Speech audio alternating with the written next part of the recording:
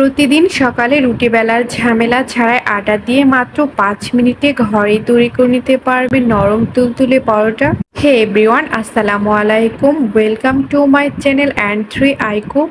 আজকের রেসিপিতে আপনাদের জন্য থাকছে আটা দিয়ে নরম তুলতুলে পরোটা তৈরির রেসিপি। প্রতিদিন সকালে যাদের রুটি বেলতে কষ্ট হয় তারা কিন্তু এইভাবে আটা দিয়ে পরোটাটা তৈরি করে নিতে পারবেন। তাহলে চলুন দেখে নিই পরোটা তৈরির রেসিপিটি। পরোটাটা তৈরি করার জন্য প্রথমে আমি একটি বোলের মধ্যে নিয়ে নিচ্ছি 2 কাপ আটা।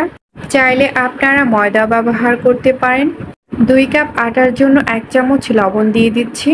2 কাপ আটার জন্য 1 চামচ লবণই যথেষ্ট। এরপর একটি হ্যান্ড উইস্কের সাহায্যে খুব ভালো করে মিক্সড করে নেব। আপনাদের যাদের ঘরে এরকম একটি হ্যান্ড উইস্ক নেই তারা কিন্তু কাঁটা চামচের সাহায্যে খুব ভালো করে মিক্সড করে নিতে পারেন। আমার খুব ভালো করে মিক্সড করে নেওয়া হয়ে গেছে। 1 কাপ নর্মাল টেম্পারেচারে থাকা পানি নিয়ে নিচ্ছি, কোনো প্রকার উষ্ণ পানি বা গরম পানি নিচ্ছি না। হ্যান্ড উইস্কের সাহায্যে খুব ভালো করে মিক্সড করে নিতে হবে। কিছুক্ষণ খুব ভালো করে মিক্সড করে নেওয়ার পর এরপর আমি আবার নর্মাল টেম্পারেচারে থাকা 1 কাপ পানি নিয়ে নিচ্ছি। পানিটা এভাবে করে অল্প অল্প করে দিয়ে মিক্সড করে নেব। খুব ভালো করে মিক্সড করে নেওয়া হয়ে গেছে। বেটারটা একদম স্মুথ হয়েছে। বেটারটা তৈরি করতে আমার পুরো পানিটা লাগেনি, এখানে অর্ধেক পানি লেগেছে। এখন আমি আপনাদেরকে বেটারের ঘনত্বটা দেখিয়ে দিচ্ছি ঠিক কেমন হয়েছে। বেটারের ঘনত্বটা একদম পাতলাও না একদম ঘনও না। পরোটাটা তৈরি করে নেওয়ার জন্য আমি চুলায় একটি প্যান বসিয়ে দিয়েছি। প্যানটাকে হালকা গরম করে নিয়ে এরপর অল্প একটু তেল দিয়ে দেব। তেলটা দিয়ে দেওয়ার পর খুব ভালো করে ব্রাশ করে নিতে হবে। আপনাদের যাদের ঘরে এরকম একটি ব্রাশ নেই তারা কিন্তু ছোট্ট একটি কাপড়ের টুকরোর সাহায্যে তেলটাকে প্যানের গায়ে লাগিয়ে দিতে পারেন। এখন বেটারটা প্যানের মধ্যে দিয়ে দিচ্ছি। 3 চামচ বেটার দিয়ে দিচ্ছি। বেটারটা দিয়ে দেওয়ার পর চামচের সাহায্যে এইভাবে করে পরোটাটা শেপ দিয়ে দেব। অবশ্যই এরকম একটি চামচের সাহায্যে করতে হবে। চামচ দিয়ে পরোটাটাকে এইভাবে করে গোল শেপ দিয়ে দেব। ডেবে ডেবে দেওয়া যাবে না, খুব আস্তে আস্তে করে রুটিটা শেপ দিয়ে দিতে হবে।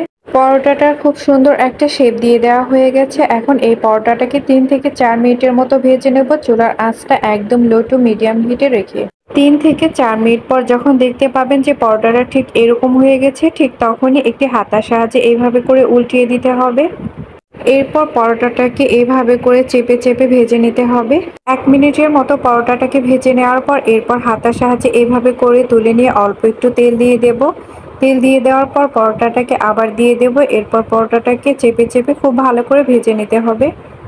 2 মিনিট পর পরোটাটাকে আমি উল্টিয়ে দিচ্ছি। দেখতেই পাচ্ছেন পরোটাটা ঠিক কতটা সুন্দর একটা কালার চলে এসেছে। পরোটাটা কিন্তু অনেকটাই ভেজে নেওয়া হয়ে গেছে। অপর পাশটাও ঠিক এইভাবে করে ভেজে নিতে হবে। পরোটাটাকে 2 পাশে খুব ভালো করে ভেজে নেওয়ার পর এখন আমি একটি প্লেটের মধ্যে তুলে নিচ্ছি। আপনাদের বোঝার সুবিধার্থে আমি আরও একটি পরোটা তৈরি করে দেখাচ্ছি। চুলার আঁচটা লো টু মিডিয়াম হিটে রেখে বেটারটা প্যানের মধ্যে দিয়ে দিচ্ছি। এরপর চামচের সাহায্যে এভাবে করে গোল শেপ দিয়ে দিচ্ছি।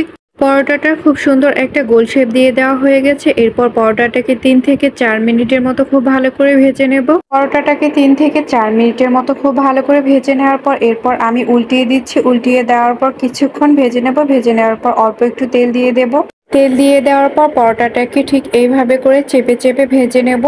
এক পাশ ভেজে নেওয়া হয়ে গেলে অপর পাশও ঠিক এইভাবে করে ভেজে নেব। আর হ্যাঁ, যদি আমার এই পরোটা তৈরির রেসিপিটি আপনাদের ভালো লাগে তাহলে অবশ্যই লাইক, কমেন্ট এবং শেয়ার করবেন।